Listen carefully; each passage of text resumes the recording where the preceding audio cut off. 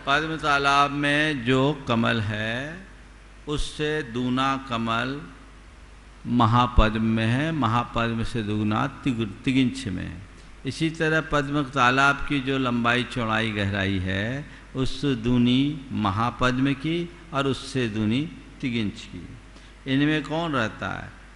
तन्निवासिन्यो देव्य श्री ह्री धिति कीर्ति बुद्धि लक्ष्मय पल्योपमस्थितिय ससामानिक परिषत्काः।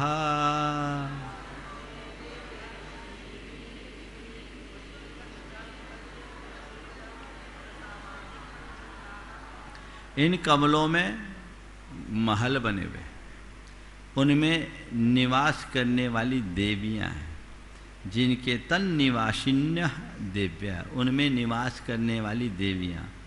देखो, मैंने आगम में एक बात पढ़ी, लौकांतिक देवों को छोड़कर कल्पवासी देवों तक ऐसा कोई स्थान नहीं है जहां देवता अकेले हों। पर ये देवियां देवताओं से भारी है, क्यों अकेले रहती है? उनके निवास स्थान बने हुए हैं ना, देवियों का बोलबाला वहाँ भी है। तो तन निवासिन्या देव्य, उनमें निवास करने वाली देवियाँ श्री ह्री धृति कीर्ति बुद्धि और लक्ष्मी, ये 6 नाम की देवियाँ हैं जो पल्योपम की स्थिति वाले, एक पल्ले की आयु वाले। इसमें श्री ह्री और धिति सौधन में इंद्र की अनुचरी और कीर्ति बुद्धि और लक्ष्मी ईशान इंद्र की अनुचरी होती है। माता के जात कर्म में जो देव इंद्र 8 देवियों को नियुक्त करता, मूलतः 6 ही आते हैं। ये 2 पता नहीं प्रतिष्ठा ग्रंथों में कहाँ से आ गई। तो ये 6 देवियाँ ही भगवान की जन्म के पूर्व माता की सेवा में नियुक्त होती। गंगा सिंधा, वे अपने सामानिक और पारिषद देवों के साथ रहते, यानी कि इनके साथ इनका पूरा ठाट बाट भी रहता है। गंगा सिंधु रोहिद्रोहिताशा हरिधरी कांता सीता शीतोदा नारी नरकांता स्वर्ण रूपकूला रक्ता रक्तोदा सरितस्तन मध्यगाः।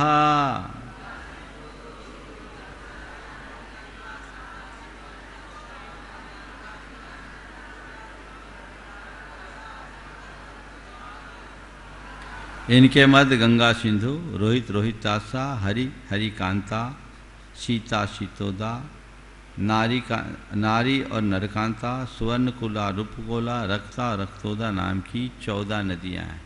तालाब 6, 14 नदियाँ। तो पहले के तालाब से 3 और अंत के तालाब से 3, बीच के तालाबों में 2-2। समझ गए?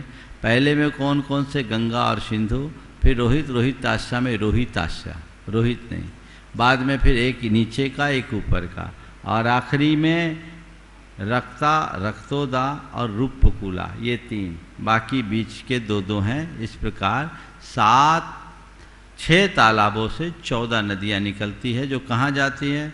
दयोर्दयो पूर्वा पूर्वगाः।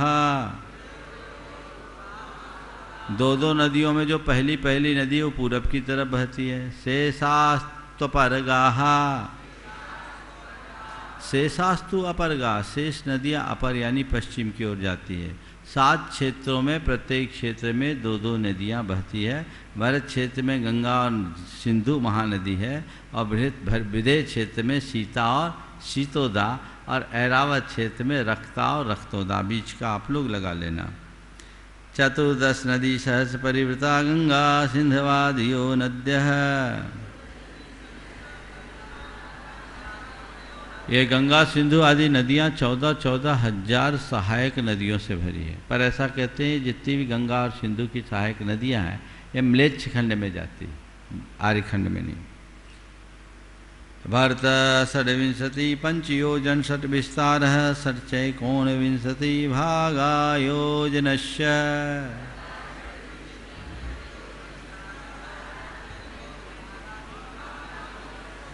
ये 6 क्षेत्रों में भरत क्षेत्र का विस्तार 6 पंचयोजन 6 विस्तार 526 योजन, 6 कोणविंशति भागा 6/19 योजन भरत क्षेत्र का विस्तार है। अब भरत का बता दिए तो बाकी को सबको डबल डबल करेंगे। तो कहते तद द्विगुण द्विगुण विस्तारा वर्षधर वर्षा विदेहांता। अब इसमें भरत क्षेत्र से दुगना हिमवान पर्वत, हिमवान पर्वत से दुगना हेमवत क्षेत्र, हेमवत क्षेत्र से दुगना महाहिमवान पर्वत, महाहिमवान पर्वत से हरि क्षेत्र, और हरि क्षेत्र से दुगना निषद पर्वत, और निषद पर्वत से दुगना विदेह क्षेत्र। विदेह क्षेत्र भरत क्षेत्र से 64 गुना हो जाता। तो कह रहे हैं विदेहांता, विदेह तक ही लेना, उसके आगे उत्तरा दक्षिण तुल्य, उत्तर वाले दक्षिण के तुल्य हैं। अर्थात विदेह क्षेत्र के उधर जैसे अभी चढ़े वैसे उतरते जाना, या जो भरत क्षेत्र का विस्तार उतना ऐरावत क्षेत्र का विस्तार, फिर हैरण्यवत क्षेत्र का, फिर रम्य क्षेत्र और फिर विदेह क्षेत्र। इसी तरह पर्वतों को लगा लेना। भरतैरावतयोर्वृद्धिरासो षट्सम्याभ्यामुत्सर्पिण्यवसर्पिणीभ्याम्।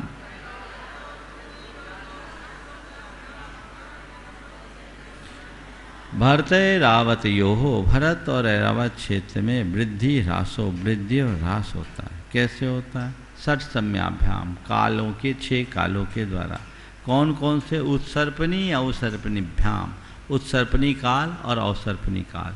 काल चक्र में हम 6 कालों के बारे में जानते हैं। अभी कौन सा काल चल रहा है? हाँ, 5वां काल चल रहा है ना। तो काल बताने की मेरे ख्याल से अभी ज़रूरत नहीं है।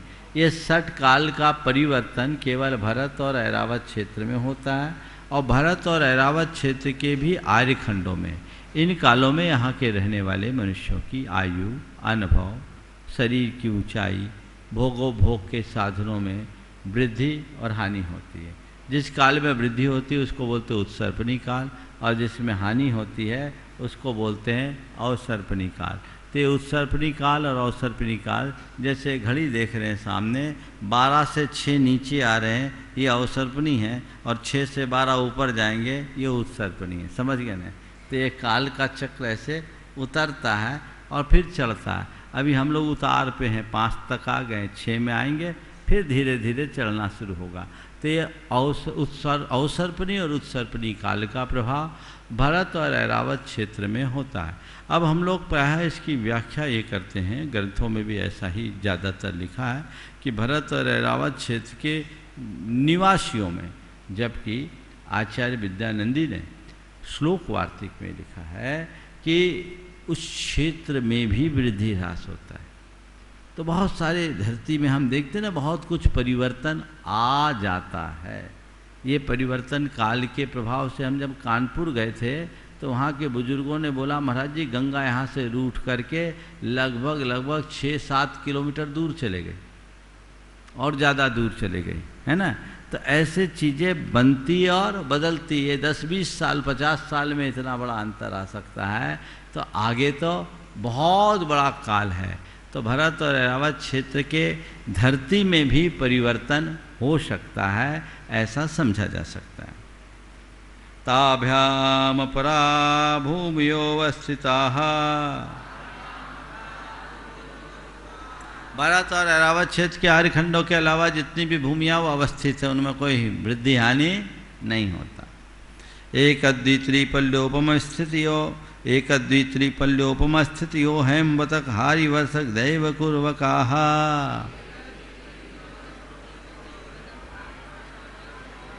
हेमवत, हरिवर्ष और देवकुरु, ये तीनों भोग भूमि हैं, जिनमें 1, 2 और 3 पल्ले की आयु वाले मनुष्य और त्रियंश होते हैं। भोग भूमि किसे कहते हैं?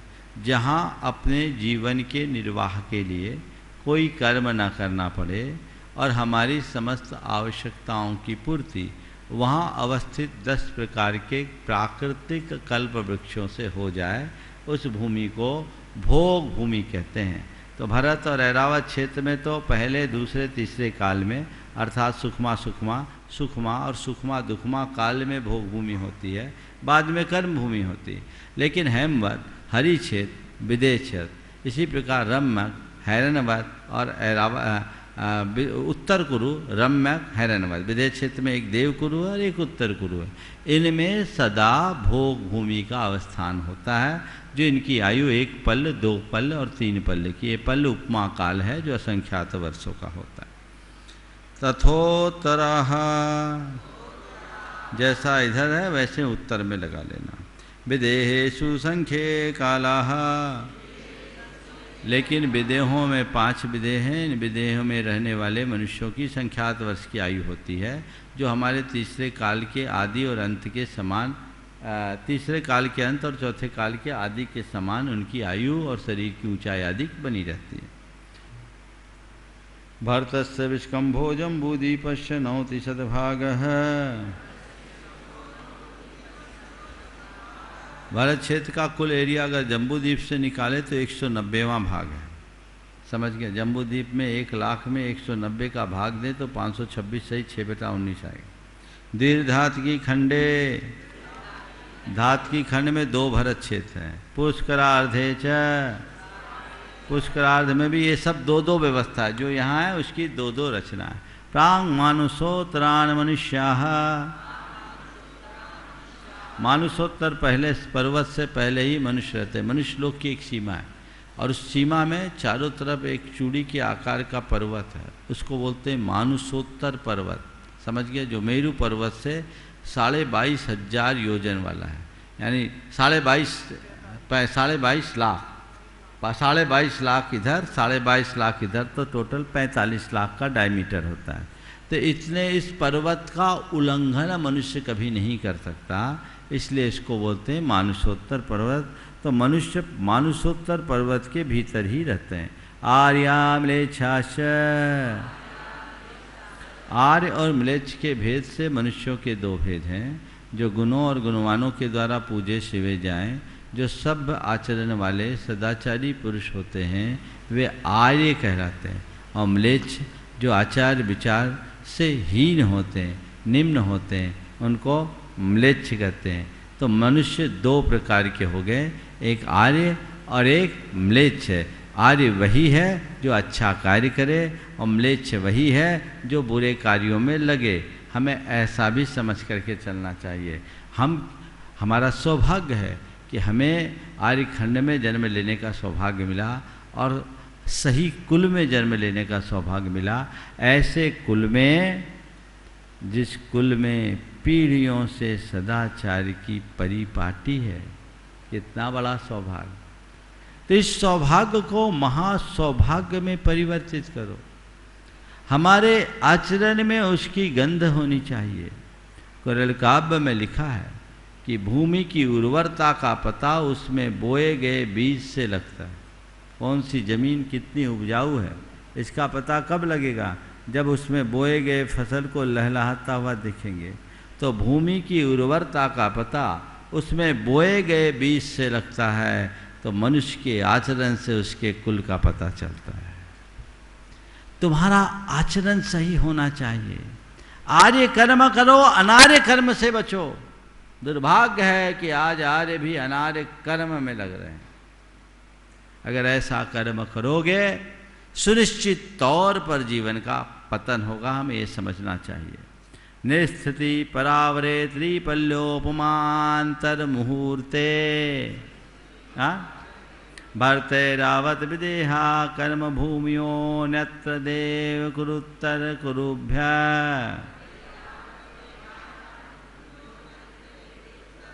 भरत, ऐरावत और विदेह, ये 3 क्षेत्रों में कर्म भूमियाँ हैं। लेकिन विदेह में अन्यत्र देव कुरु उत्तर कुरुभ्य। विदेह में देव कुरु और उत्तर कुरु के नाम से 2 स्थान हैं। देव कुरु और उत्तर कुरु को छोड़कर शेष विदेह, संपूर्ण भरत क्षेत्र और संपूर्ण ऐरावत क्षेत्र ये कर्म भूमियाँ हैं। हमारे यहाँ 15 कर्म भूमियाँ हैं, 5 भरत, 5 ऐरावत और 5 विदेह और 30 भोग भूमियाँ हैं। तो ये कर्म भूमियाँ हैं, बाकी सब भोग भूमियाँ हैं। निस्थिति परावरे त्रिपल्लो, देव कुरु और उत्तर कुरु में उत्तम भोग भूमि है। हाँ, निस्थिति परावरे त्रिपल्योपमांतर मुहूर्ते।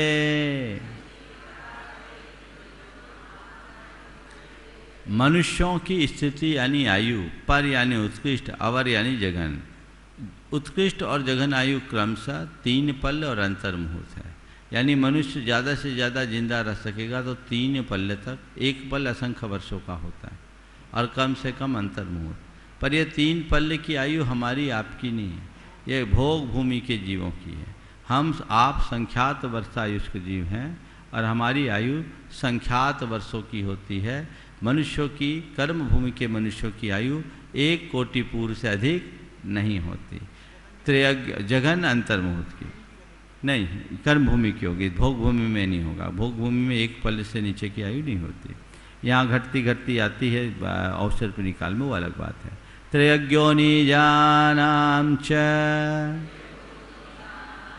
त्रियंच योनि में उत्पन्न होने वाले त्रियंचों की भी जघन आयु, अंतर्मुहूर्त और उत्कृष्ट आयु 3 पल्ल की। समझ गए?